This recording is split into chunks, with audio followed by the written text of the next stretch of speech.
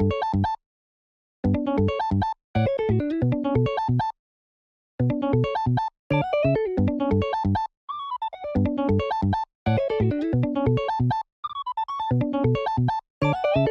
what's up, ladies and gentlemen? Good to see you again. Hope you're doing well. We're playing a match against my man Kevin here. He is a former RP Law player, now converting over to the BY Luffy Bible, and I don't blame him. Deck is absolutely insane. But he said before we started this match, you know, that he is he's a little down bad not having his RP Law, as you can see by his playmat. But he is learning BY and, you know, going through some of the things to check out the matchup. But I have been loving Black Luffy, and I've been trying a bunch of different cards in the deck, one of which being right here, that 8-cost Luffy has been actually insane, and you'll see some of its power in this matchup. But we got 2 games here. He starts off with a Flampe to get him down to 3 life, and then get a little card draw action going. I unfortunately don't really have any plays, so I just decided to pass. I would love to have had like a Kuzan or a Borsalino here, but I did mulligan and I found my Rebecca, so I just counter out with Rebecca to have it in trash for my Moria later on in the game. I know that next turn I'm going to have 6. Sanji doesn't feel quite right here because with Sabo being protected, unfortunately. But we did top deck quite a nice card. I was going to play Sabo, but Nico Robin is super solid here. Not really complaining. It's going to be pretty difficult for him to get rid of Nico without having Kuzan on the board. So he'd have to have some combination of Life Reduction, Ice Age, and Rocket Luffy, which is just a lot. It's a lot to get done. I know that I'm a little concerned though right now, seeing as how many bricks I do have in hand. I'm like, uh-oh, what attacks should I be taking and when? So I do counter out of this 5, but I will go ahead and take the 8. He doesn't attack with Nico, but him attacking with Flampe actually helps me out quite a bit right here, because now I'm able to play down Jack, and now my Nico Robin can use the -5 effect. But I can also bring my leader up to a 6k, and so I'll attack into the Flampe doing the -5 onto the Sabo, and now Jack can draw me a card and I can trash one. I get the KO on the Sabo, relieving a little bit of pressure since we're at 3 life, and I'll just attach one to leader, bringing everything up and making my leader a 6k. Always nice. Don't plan on attacking yet. I want to build a pretty massive board, but I also have that 8-cost Luffy, which is a super dangerous attack for him that I have noticed a lot of people really haven't been testing the card a lot.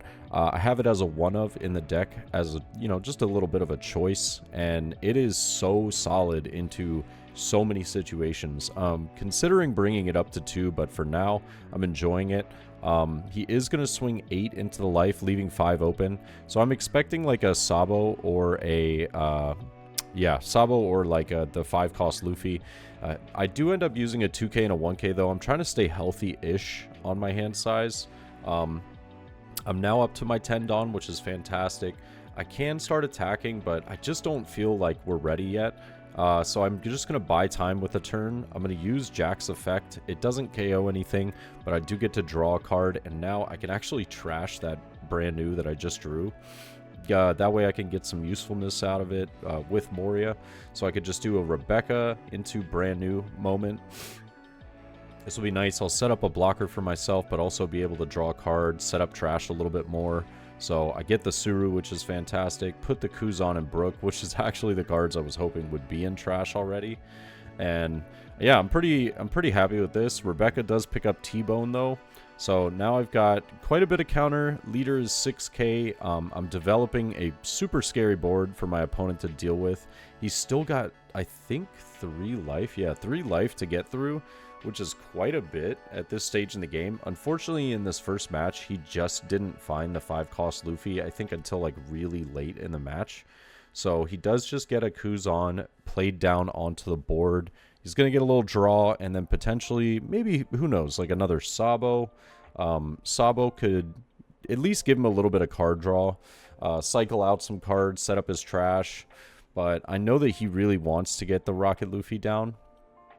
Without Sabo, I think that the Jack just becomes extremely extremely scary for him the following turn with Nico Robin, Jack. All of those combinations are just super solid. And now he's kind of balancing out some attacks. He does go for a 6k swing into the leader. I don't particularly want to give him Sabo because I don't know if I might need it, but I will go ahead and block just to have the Rebecca in trash again. He does get Flampe to go down to 2 life, and now is just going to pass the turn, I believe, right here. So only 1 blocker to deal with. Not super scary for us. I can just attack with the Nico Robin early, -5 onto the Sabo, which is what I believe that I do. It kind of forces the block on the Sabo, and then this becomes a really interesting end game. So I have a sneaky little card in my deck, the 8-cost Luffy, that not a lot of people think of. So he does go ahead and block with the Sabo right here. He knows that I have quite a bit of attacks. I'm considering whether I should be using brand new for attacking life, or if I should be using brand new to just attack into this Garp. I don't think that I'm going to need the brand new, but I believe that I should have waited to swing until, you know, potentially my opponent counters out or chooses not to. But he knows I have 3 attacks, a lot of Dawn left. So I do just start off with a 7k with lead. I'm considering whether I want to do certain things. I'm actually bouncing through using Ice Age and Moria right now, or if I should just go for it with Luffy. So I decided to just test the waters. I'm going to go 7, see what my opponent does. And depending on how he reacts to this, I'm potentially going for game with the 8-cost Luffy. So the 7k he knows he's going to have to get out of. He does give me a Hiyori as well as a Sabo. I am just going to go 8 into life right here. That's such a free take for him. And now I'm going to go 9 as well. He did get a trigger off of the first life, and he actually ends up misplaying it, drawing a card, but he realizes afterwards, he's like, oh yeah, whoops, the trigger, I don't draw the card. So puts that back on the top of the deck, takes the hit, and now for 8 cost, I bring out Rush Luffy with 10k power, attach a Dawn to it, and now I'm going to go 11. And you would maybe think, like, why is the Luffy Rush? I have to have a 10 cost or higher character on the board, and I have Jack on board. So this card is just an absolute menace. It also forces my opponent to respect it for a lot of the game if it ends up being in trash. So I've been loving it as a one-of, but he has exactly 11k counter, so he can't get out of the swing, and I just won the game in like 5 turns. So pretty insane that the 8-cost Luffy is just that good in this situation. Nico Robin, drawing Nico Robin for the on-curve 6 Dawn play was also really fortunate for us, but Kevin and I do decide to play a second match real fast just to, you know, test out the waters yet again. I believe this was my mulligan, so I had to keep. I don't particularly hate it. I like Sanji for being able to remove any of the annoying 5 costs that do get played in the early stages of the game. But he steals second here in this match. Totally don't blame him for that. It's just me going second is pretty much like the guaranteed God curve sometimes. This deck is just so solid into going second. But he picks up a 5-cost Sabo and then a 2-cost Baby Luffy off of the Garp searches. I do have 3 Dawn. I decide to play out Tashigi, and I'll just go ahead and pass. I have been shocked at how many times Tashigi has been extremely useful for me. Just being on the board and having that -2 cost.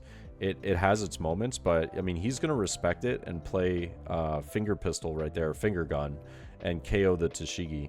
I'm not upset because I know that realistically I have other cards that would have been nice to play this turn anyways, but I'm just deciding on whether I want to play the Kuzan or play down like a Sabo. I do get a card draw, and I attach 1 Dawn to lead. I don't swing just because I want it to be a 5 cost. I don't want any like shenanigans happening where he hits me with a Rocket Luffy or something like that, but you know, leader bringing that up +1 for both my turn and my opponent's turn is just incredible. Kuzan's also very helpful for, you know, potential like big bodies that he puts down onto the board later in the game that I have like some amazing removal for.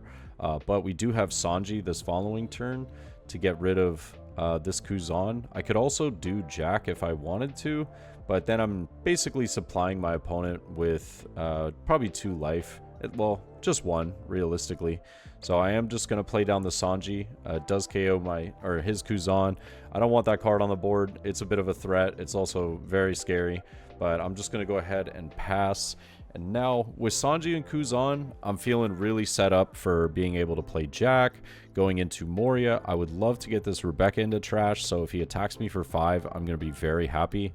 But if he does attack me for a bit higher, I don't have the necessary 2k to get Rebecca into trash.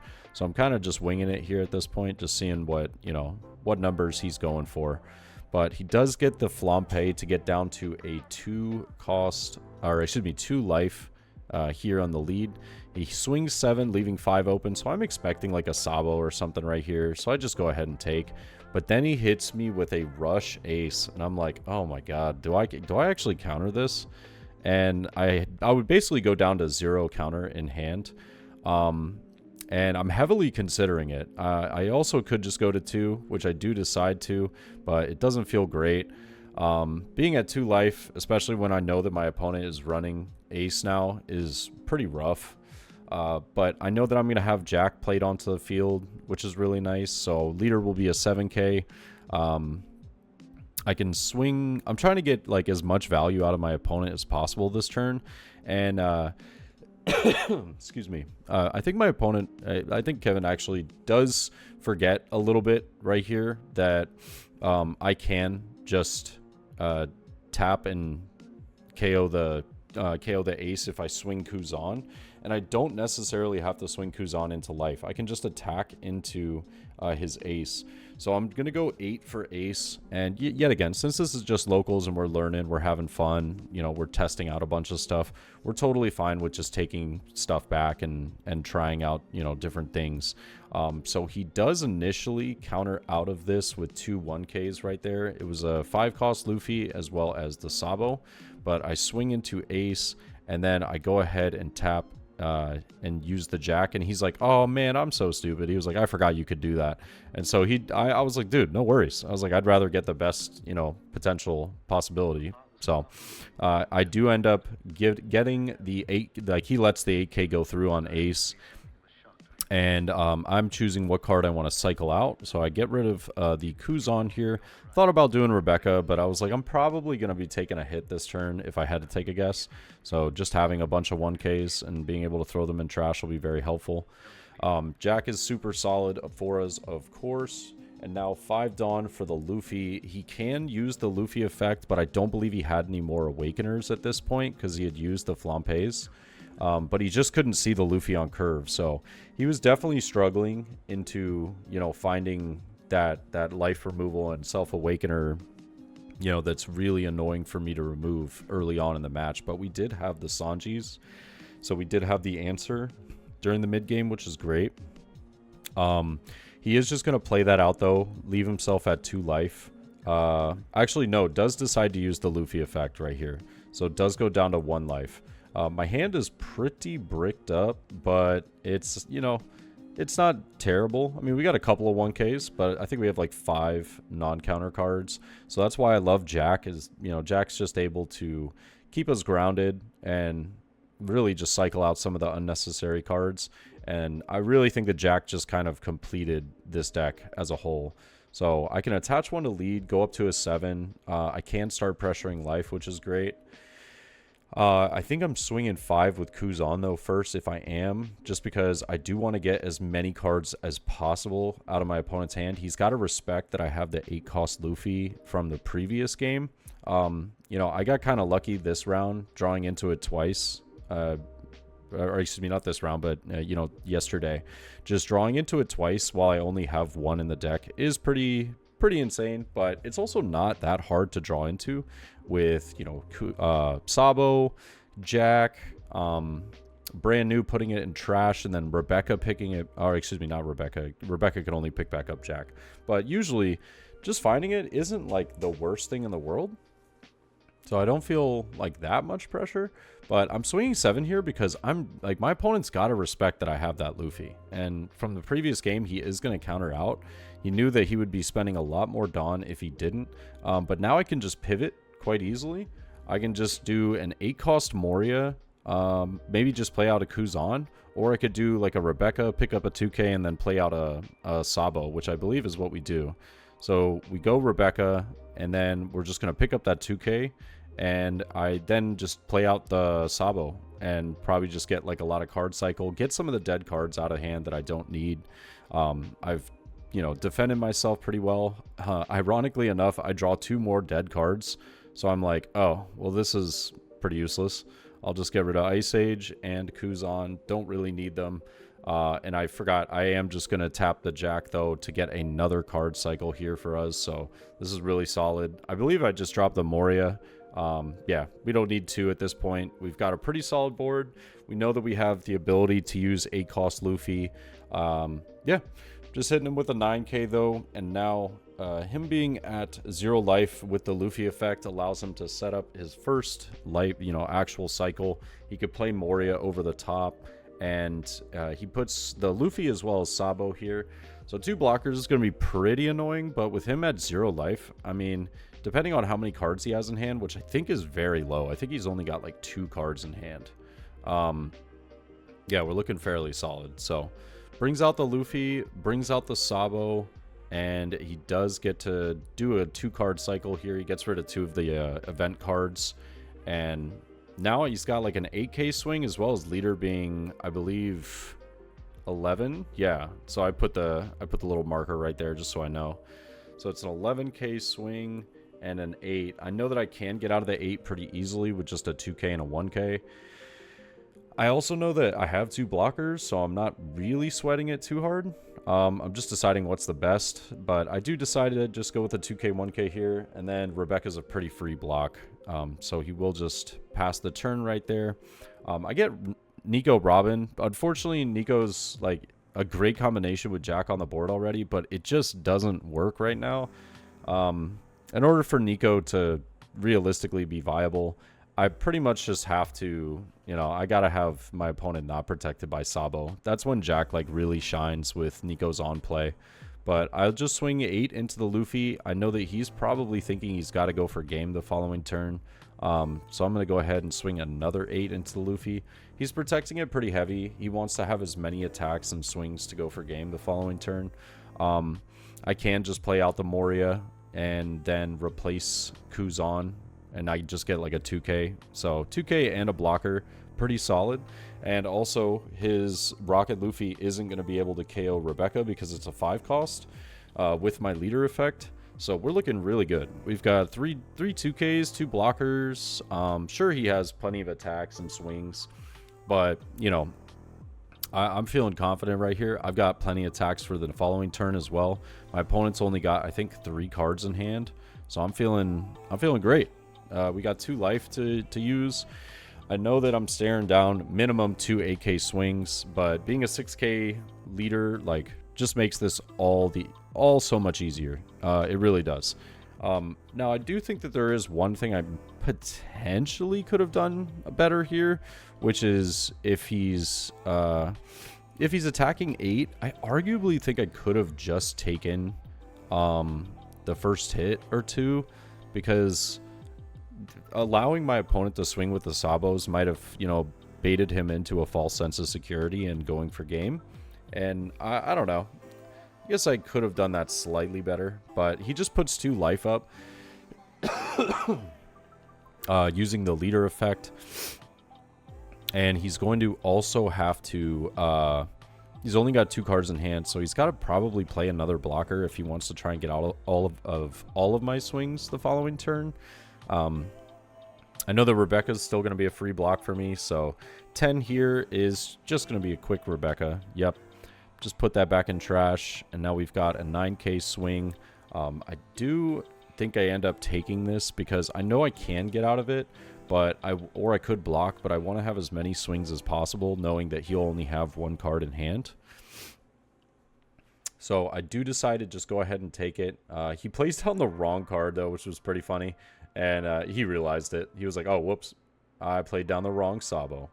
But now he showed me the baby Sabo, but at the same time, like, even if I was respecting a 2K, we have enough attacks to be able to go for it and to get 7 with everything and still be able to play my, what do you call it?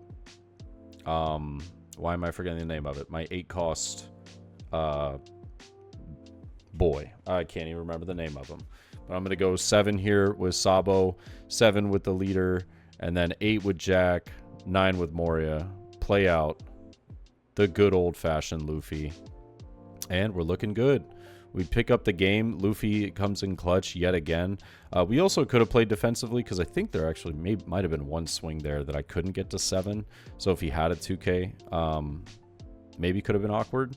But I wouldn't have swung my blocker first. I probably would have just went 6, test the waters, 7 with leader, and then, you know, I guess I would be forced to swing with the blocker. I don't know. Awkward ending. But hope you guys enjoyed the match. I would love to hear your thoughts, and I'll catch you in the next one, all right?